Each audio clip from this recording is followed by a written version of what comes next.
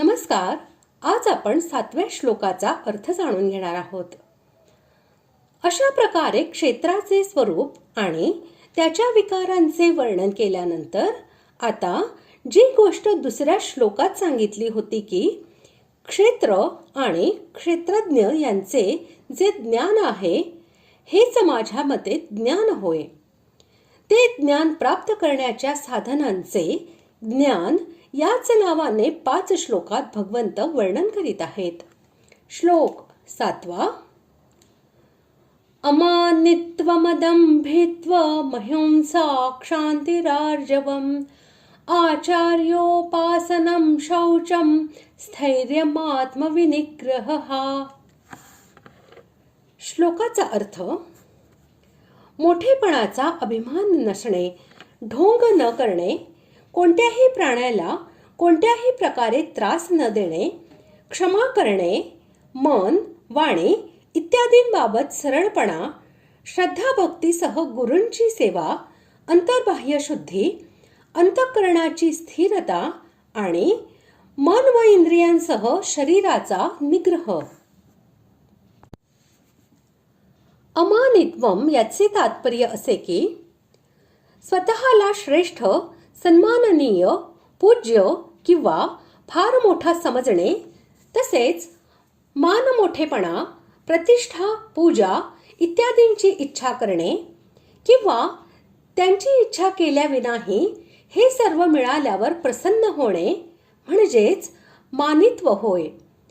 आणि हे सर्व नसणे म्हणजेच अमानित्व होय. ज्याच्यामध्ये अमानित्व हे पूर्णपणे येते त्याला मान, मोठेपणा, प्रतिष्ठा व पूजा इत्यादींची प्राप्ती झाल्यावर प्रसन्न होणे तर दूरच राहिले, उलट त्याला या सर्वांची विरक्ती व उपरती होते.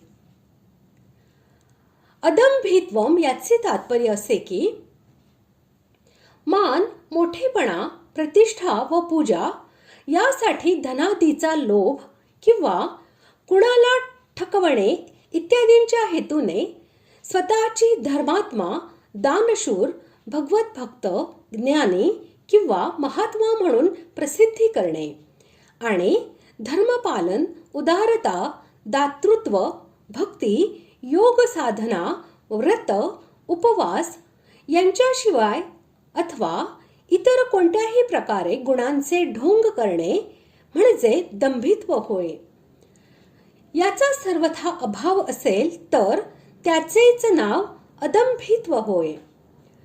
ज्या साधकांमध्ये अदम्भित्व पूर्णपणे आलेले असते तो मान, मोठेपणा यांची जराही इच्छा नसल्यामुळे आपले खरे धार्मिक भाव, सद्गुण किंवा भक्तीचे आचरण हेही दुसऱ्याच्या समोर प्रकट करण्यास संकोच करतो. मग नसलेले गुण स्वतः दाखविणे हे त्याला कसे जमणार? अहिंसा याचा अभिप्राय असा की कोणत्याही प्राण्याला मन, वाणी किंवा शरीर याने कोणत्याही प्रकारचे कष्ट देणे, मनाने एखाद्याचे वाईट चिंतणे, वाणीने कोणाला शिवी देणे, कठोर शब्द बोलणे, कोणाची निंदा करणे किंवा इतर कोणत्याही प्रकारची दुःखदायक व अहितकारक वचने बोलणे, शरीराद्वारे कोणाला मारणे, दुःख देणे किंवा कोणत्याही प्रकारे नुकसान करणे इत्यादी जे हिंसेचे भाव आहेत त्या सर्वांचा संपूर्ण अभाव म्हणजे अहिंसा होय. ज्या साधकामध्ये अहिंसा ही भावना पूर्णपणे आलेली असते त्याला कोणाबद्दलही वैरभाव किंवा द्वेष असत नाही. म्हणून त्याच्याकडून कोणत्याही प्राण्याचे कधी अहित होत नाही. त्याच्याद्वारे परिणाम म्हणून कोणाला दुःख होत नाही आणि तो कोणालाही भीतीदायक नसतो. महर्षी पतंजली यांनी तर असे म्हटले आहे की त्याच्या जवळ राहणाऱ्या हिंसक प्राण्यांमध्येही परस्पर स्वाभाविक वैरभाव उरत नाही.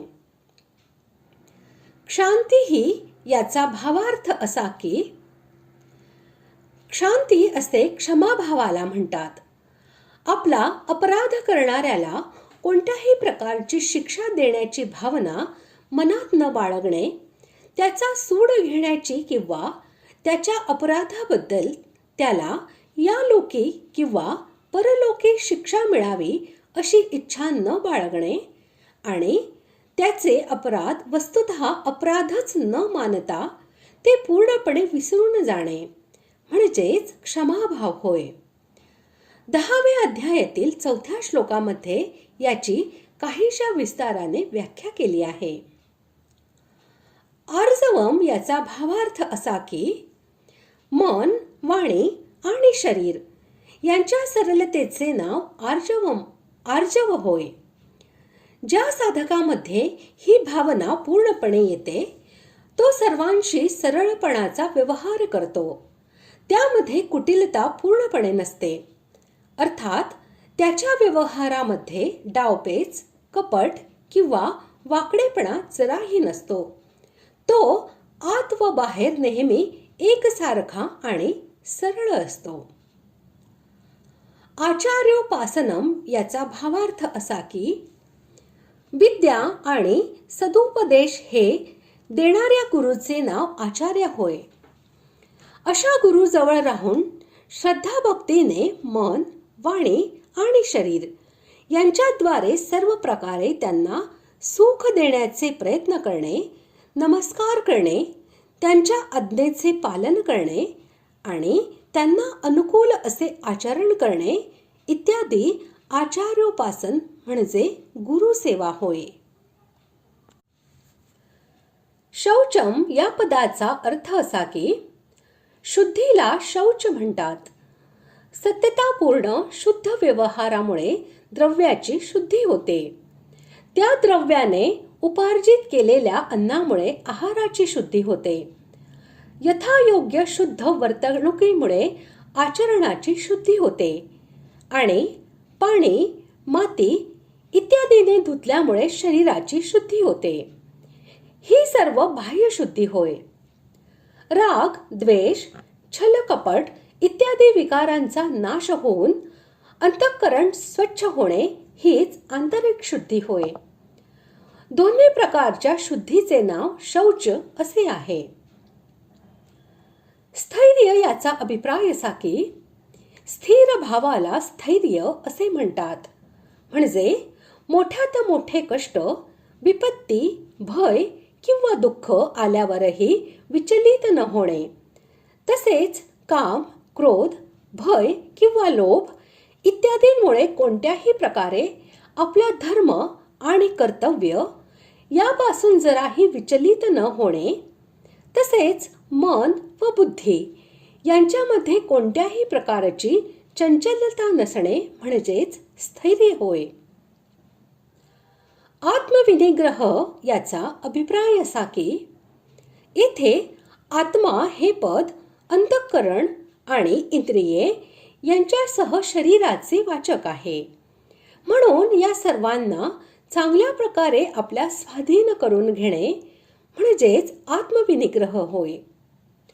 ज्या साधकामध्ये आत्मविनिग्रह हा भाव पूर्णपणे येतो त्याचे मन, बुद्धी व इंद्रिये ही त्याची आज्ञाकारक अशी सेवक होतात.